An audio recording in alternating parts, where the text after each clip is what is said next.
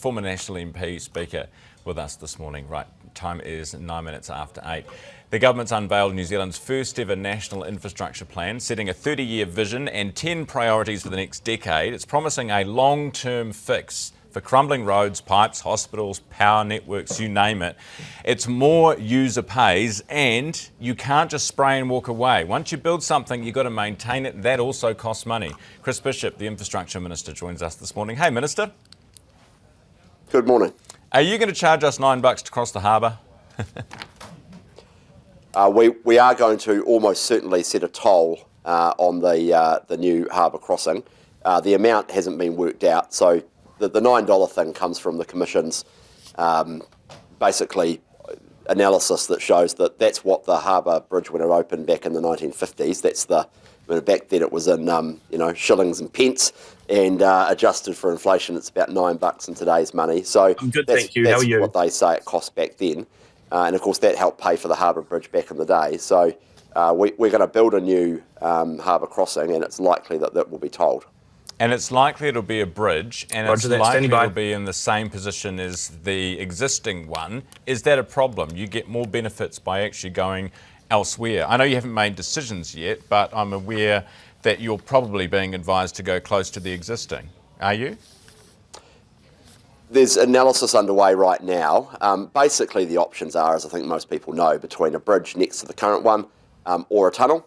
And the people are working away hard on that at the moment. We've had a barge in the harbour looking at the geotech as to how feasible it is. We're talking to the market around funding and financing options, and the tolling options are part of that as well. So there's quite a lot of water to go under the bridge, so to speak, between now and when we make a decision. But we will be making that in the national interest, and we'll be engaging with the opposition around that, because that's a huge decision for the country, and we're very cognizant that we want to make sure it's done in a bipartisan way. So we want away from making those decisions. Okay, but what about, you must have had some preliminary advice on roughly what a toll might have to be. Is $9 out of the ballpark?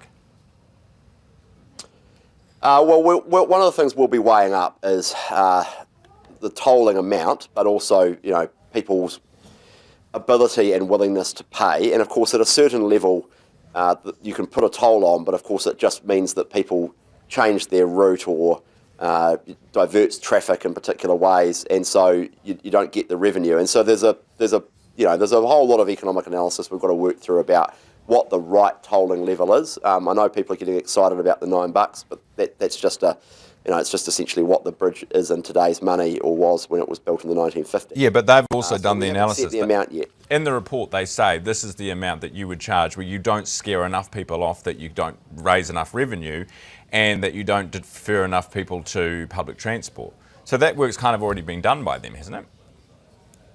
So some of that work's been done.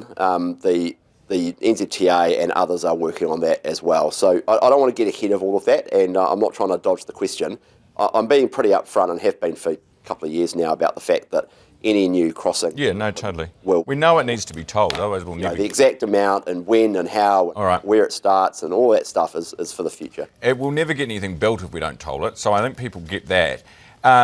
What about the alternative is, we could build a new harbour crossing at the biggest transport project in New Zealand history, and we could borrow the money. But as I think everyone watching knows, we have big debt problems in this country, and at the end of the day, roads have to be paid for. There's no such thing as a free lunch. Yeah, totally. And what about the RONs? And ultimately, user charges as a way of doing it. Speaking of RONs, how many of those are going to be tolled? Are you married to the RONs, all of them? You're 100% sticking by building them all, and is it just the timing that you will, be flexible on? Well, we think all of them are important projects for the country's future. They're transformational, both regionally and nationally, but they're not all going to be built at once. And again, I've been pretty upfront about this for a while now. They're not all going to start construction straight away, and they're not all going to be built straight away. So what we're about is building a long-term pipeline over many years, which is frankly what the market can actually cope with. Totally. But what's your priority? Roads all at the same time. Is it, are we going to get to Whangarei first? Right now. Right. When will we know? That project is funded. That will likely start construction later in the year. That's in procurement right now. So the first stage of the Northland Expressway is in procurement right now, and we'll start construction later in the year. As for the rest of them, we're going through a bit of a prioritisation exercise, because the reality is, right, some of them are ready to go and some of them are not. So there's a range of them that have consents, they have the land, they have the designations, the routes, they've been consulted on, all that stuff that you need to do before you build a road. Others are way further down the track. They're basically just lines on a map, and NZTA is getting on with some of the preparatory work for them.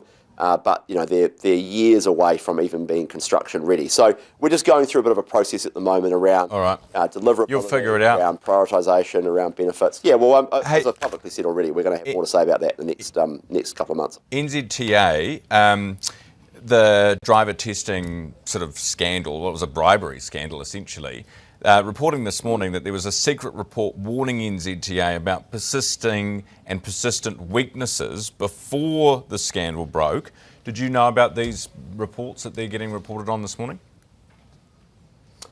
Well, I've known about them since I became Transport Minister. During the time I've been Transport Minister, this all sort of predates my period. I became Transport Minister in late January 2025.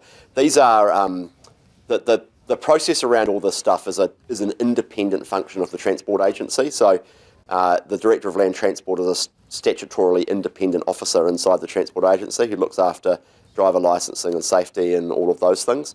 And they've done the appropriate thing, had this independent report commissioned by Stacey Shortall, who's a top lawyer, and they're acting on it. There's obviously a lot of work to do there. Right, so did the Minister before you know about it? I mean, I guess the question is, could something have been done to stop it happening or to get on top of it before it emerged in October?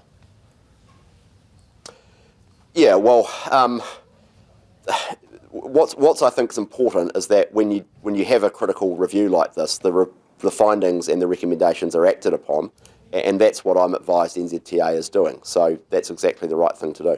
All right, appreciate your time this morning, Minister. Thanks for being with me. Transport Minister, Infrastructure Minister Chris Bishop.